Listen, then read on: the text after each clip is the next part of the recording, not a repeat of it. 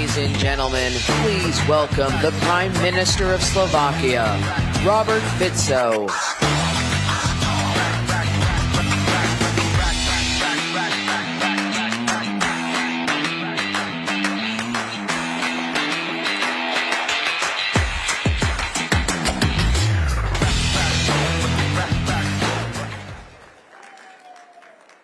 Thank you very much.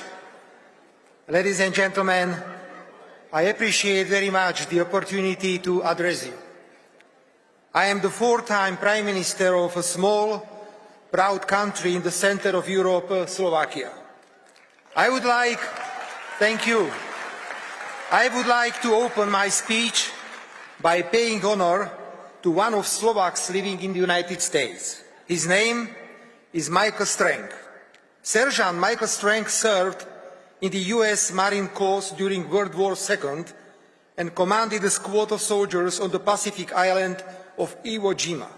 And it was the very same squad that raised the victorious American flag on Iwo Jima exactly 80 years ago on February 23, 1945.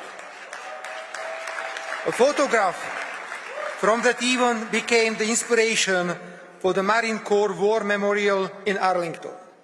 I was in Arlington today and bowed before Michael Strang's grave.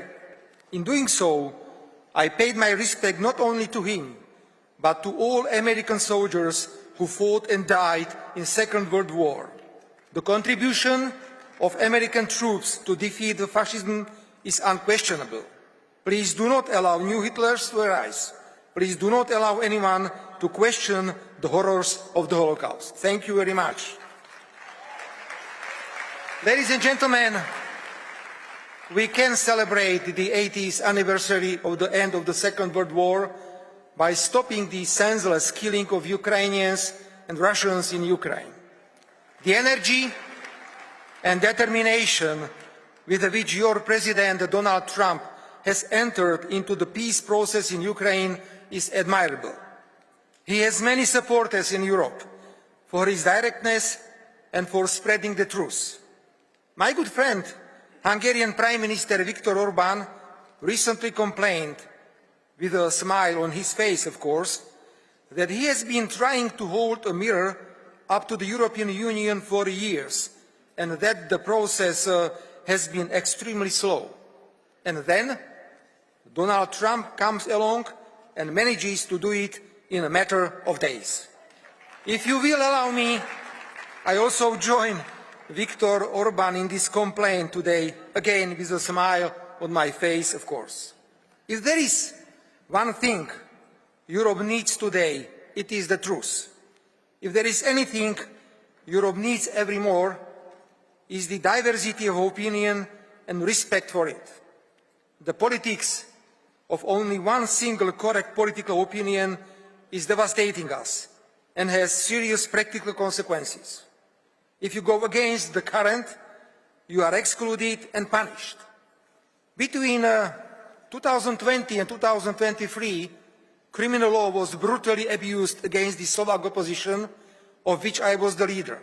I myself was charged 4 times for political activity, illegally monitored and wiretapped. However, the institutions of the European Union remained silent because they had a submissive and vassal government in Slovakia. Ladies and gentlemen, no one is disputing that Russia's use of military force in Ukraine was a violation of international law. However, Russia had serious security reasons for doing so because it has long been misled on the issue of NATO enlargement. The conflict could have been brought to an end shortly after it began. The absolute majority of the European Union member states, with the exception of Slovakia and Hungary, have endorsed the idea that the war in Ukraine should be used to weaken Russia politically and economically. Ukraine has been the victim of a bad strategy. Today, it is evident that the limitless financial, military and political support, coupled with the anti-Russian sanctions, did not bring its effect. I was among those who warned against senseless killing, calling for ceasefire and supporting all peace plans. As a reward, I was branded a Russian agent. The word peace has been virtually unused in Europe for the last 3 years. Whoever spoke of peace was a warmonger. Whoever supported the war in Ukraine was a peace activist. Ladies and gentlemen, your president is doing Europe a great service. He is bringing truth, and we all hope peace back to Europe. The attitude of the major European players and of President Zelensky of Ukraine, therefore, comes as an unpleasant surprise to me. They are pushing themselves to the US-Russian peace negotiation table, even though for 3 years now they have and still do openly support the war in Ukraine. More and more, it seems that President Zelensky actually needs this war. When there is war, there cannot be democratic elections. Zelensky is particularly worried about that. Let us recall in what a favourable situation Winston Churchill lost the 1945 election in Great Britain. When there is a war, it is difficult to investigate where a huge part of the funding given to Ukraine ended up, where an enormous number of arms ended up. When there is a war, Zelensky knows that he has total support of the European Union. I say all this quite openly, as Prime Minister of Slovakia, a country which is bordering Ukraine. Yes, we have to recognise that peace is being negotiated at a time when Ukraine is very weak. That is also why the proposals may come out of the negotiations may not correspond to the idea of a just and sustainable peace for Ukraine and its territorial integrity. However, Europe should in any case help the US President to end the senseless killing in Ukraine as quickly as possible and not hinder him from achieving this goal. Ladies and gentlemen, I have spoken many times today about the truth, respect for different opinions. It is particularly dangerous when the response to a different opinion is not just to ignore or disrespect it, but when the opponents reach for radicalization and violence. Such dangerous radicalization is now typical for liberal and progressive ideologies, which in addition to this new quality of political conduct promote abnormalities in everyday life and present them as normal and healthy. Let the attempt to assassinate your president or me be the proof of my claim. I grew up in a regular family where my father worked as a worker in a furniture factory and my mother as a shop assistant. Our lives were dominated by straight talk, common sense, respect and consideration for others. I brought a strong social sense from my family, and as an ordinary person, I openly espouse all the values associated with a common sense and a normality. As a politician, I add to this the respect for international law, for the principle of non-interference in the internal affairs of other countries, for sovereignty and strong national leadership. If anyone thinks that we will be intimidated by violence and that we will stray from this path of values, they are so strong. We used to say in Slovakia, what does not kill us, makes us stronger.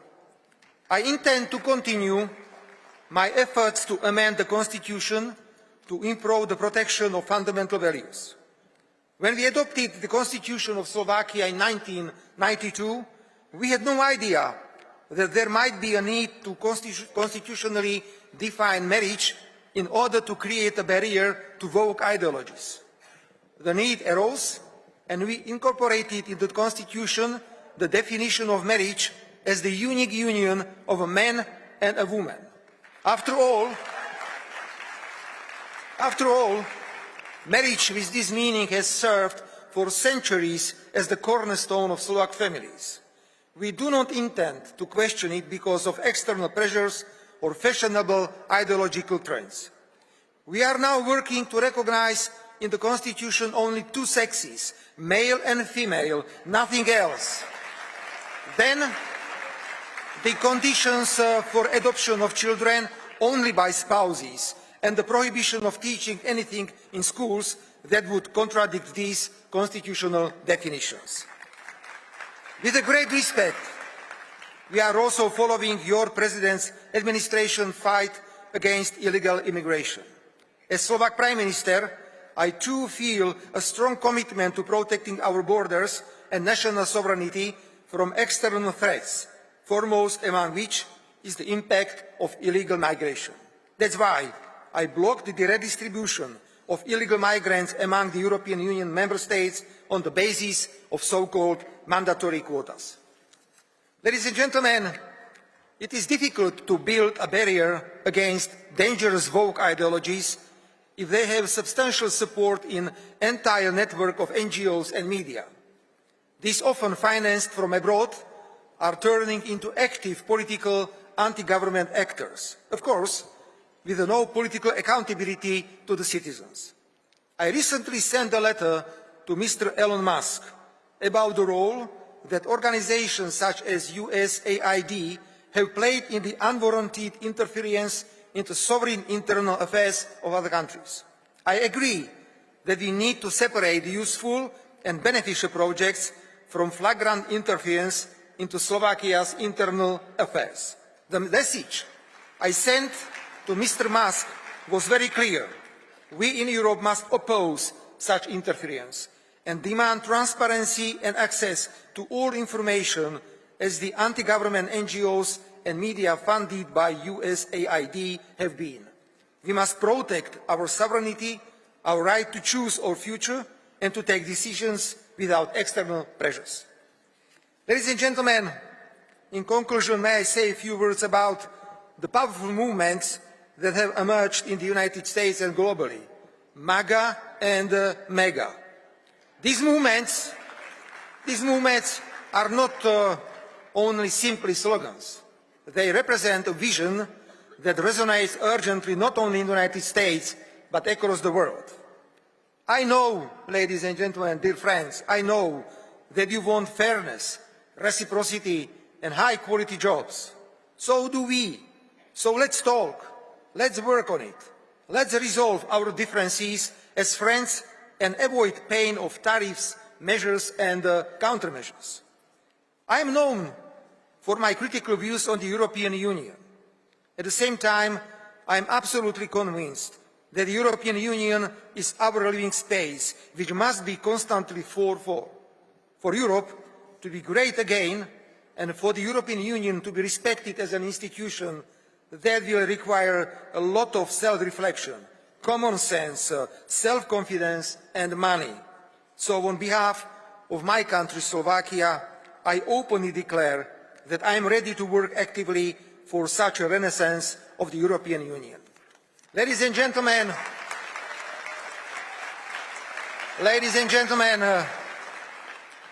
just as the Slovak Michael Strank stood side by side with his American friends on the island of Iwo Jima in February 1945, Slovakia stands next to the United States and the United States next to Slovakia. I appreciate President Donald Trump's pragmatic approach and his clear focus on American national interests. This is exactly what each and every one of us should be doing. Slovakia's national interests, that's my homework. The United States are a key strategic ally and partner for us, and we are interested in deepening this partnership. I very much look forward to working with the new US administration, and on behalf of Slovakia, I guarantee an open and frank dialogue. Let us be proud. Let us be united. Let us defend our values. I thank you all, and I express my conviction that the next time you meet the name of my country, Slovakia, you will remember this day. Long live the United States. Long live Slovakia. Thank you very much for your attention.